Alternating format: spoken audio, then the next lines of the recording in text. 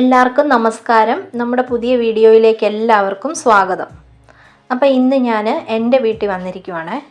അപ്പോൾ ഇതേ അമ്മയൊക്കെ കുറച്ച് ദിവസം എൻ്റെ കൂടെ ഉണ്ടായിരുന്നു. അത് കഴിഞ്ഞ് ഞങ്ങളിതേ ഇവിടെ വന്നപ്പോഴത്തേക്കിന് എൻ്റെ അച്ഛന് ചെറിയൊരു മേലാഴിക ആയതുകൊണ്ട് എൻ്റെ കൂടെ കുറച്ച് ദിവസം അമ്മയും അച്ഛനും ഉണ്ടായിരുന്നേ.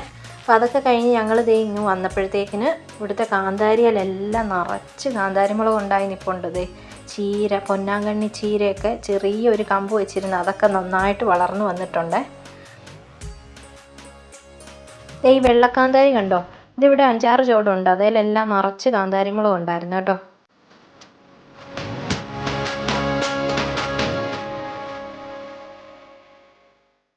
ഈ തട്ടുതട്ടുള്ള ശംഖുപുഷ്പം ഇല്ലേ, അതൊക്കെ പൂത്ത് നിൽപ്പുണ്ടായിരുന്നേ.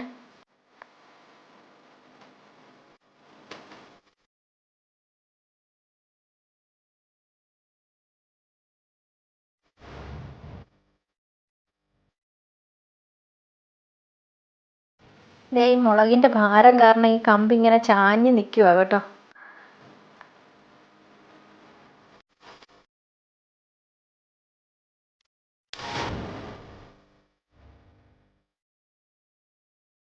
അമ്മ അപ്പം മുളകൊക്കെ പറിക്കാൻ ഇറങ്ങിയപ്പോൾ ഞാനിവിടെ ചെന്ന് അതെല്ലാം ഇങ്ങനെ പറിച്ചെടുക്കുവാണ്.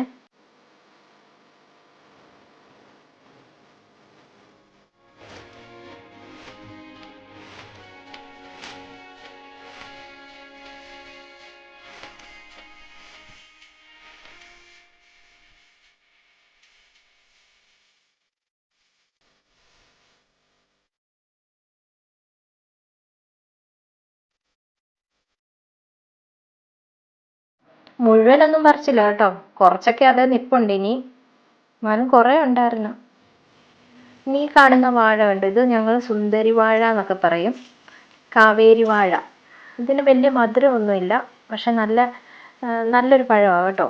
വണ്ണമൊന്നുമില്ല തീർത്ത്, ഇതിങ്ങനെ വേറെ പൊട്ടി പൊട്ടി ഒത്തിരി കിളുത്തോളും. ഷുഗർകാർക്കൊക്കെ നല്ലതാണെന്നാണ് പറയുന്നത്, അധികം മധുരമൊന്നുമില്ല കേട്ടോ. ഇതുണ്ട്, ഇതിൻ്റെ ചോട്ടിൽ 2-3 വിത്തൊക്കെ വന്നിട്ടുണ്ട്. ഇത് മാറ്റി വെച്ചില്ലെങ്കിലും അവിടെ തന്നെ അതുണ്ടായി, അതിൽ കൊല ഉണ്ടായിക്കോളും. പിന്നെ ഈ കാണുന്നത് ചേമ്പ്, ഇത് കറി വെക്കുന്ന ചേമ്പ് കേട്ടോ, വിത്തൊന്നും ഇല്ലാത്ത നമ്മുടെ ചീരച്ചേമ്പെന്നൊക്കെ പറയും.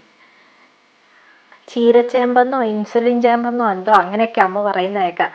ഇത് തോരൻ വെക്കാൻ നല്ലതാണ്, അതിൻ്റെ ഇലയും തണ്ടും ഒക്കെ തോരൻ വെക്കാം. അപ്പോൾ തണ്ട് തന്നെ തോരൻ വെച്ചാൽ നമ്മൾ ഈ കൂണൊക്കെ തോരൻ വെക്കുന്ന പോലെ, അങ്ങനത്തെ നല്ലൊരു ടേസ്റ്റാണ് കേട്ടോ.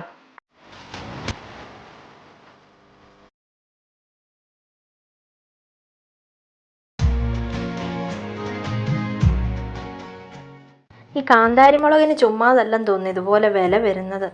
ഇത് പറിച്ചെടുക്കാനുള്ള ബുദ്ധിമുട്ടാണെന്നാണ് തോന്നുന്നത്.